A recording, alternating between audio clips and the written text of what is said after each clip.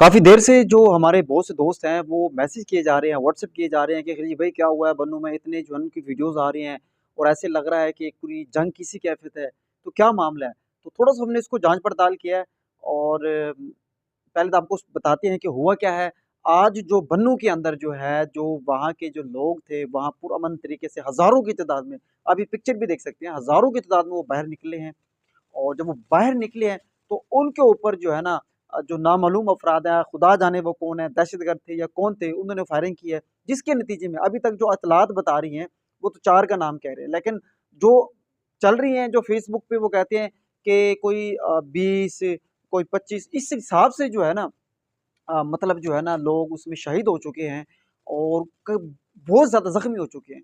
तो अगर आप ये देखें कि मामला असल जो बात है कितनी तशवीशनाक ये मामला है, कितना एक अलार्मिंग सिचुएशन है कि इस वक़्त जो है आप देखें कि बन्नू के अंदर मतलब जो हो रहा है, असल में वाक़या इसके पीछे ये बताया जा रहा है कि कुछ दिन पहले कि वहाँ कुछ मज़दूर थे, उनको जो है मारा गया, हमारे किसी एहलकार ने उनको मारा था। तो उसके उसके नतीजे में और जो बढ़ती हुई दहशतगर्दी है, उसके नतीजे में जो वहाँ के जो मकामी लोग थे, नमाज़ जुमा के बाद और सफ़ेद झंडे लेकर बाहर निकले थे और अमन-अमन का उन्होंने नारा लगाया था कि हमें कोई दहशतगर्दी नहीं चाहिए, हमें कोई ऑपरेशन नहीं चाहिए।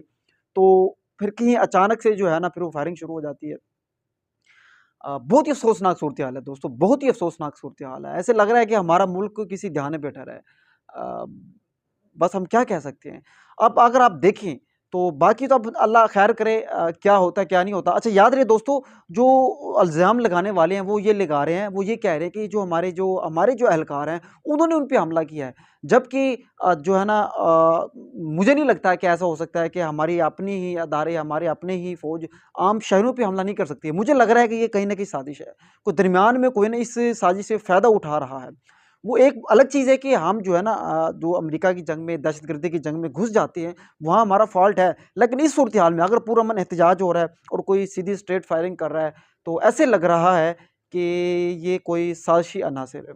ख़ैर इसकी इन्वेस्टिगेशन होनी चाहिए। फ़िलहाल हमारे इदारों की तरफ से कोई रिस्पॉन्स नहीं आया कि किसने किया, किसने नहीं किया। लेकिन मुझे लग रहा है कि साज़िश है। ख़ैर जो भी हकीकत है, हम कुछ नहीं कह सकते।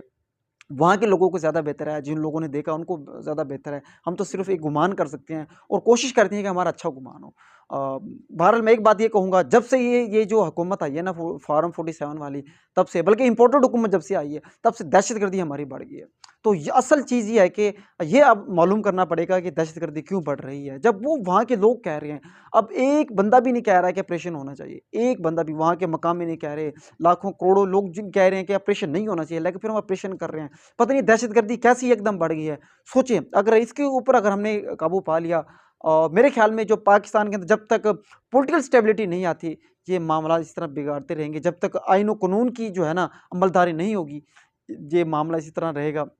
अल्लाह ख़ैर करे, बहुत बड़ा जो है ना एक नक्शा जो है ना इस वक़्त जो बन्नू का नज़र आया है, ऐसे लग रहा है बहुत तशवीशनाक सूरत-ए-हाल है। अल्लाह ख़ैर करे, हम सिर्फ दुआ ही कर सकते हैं।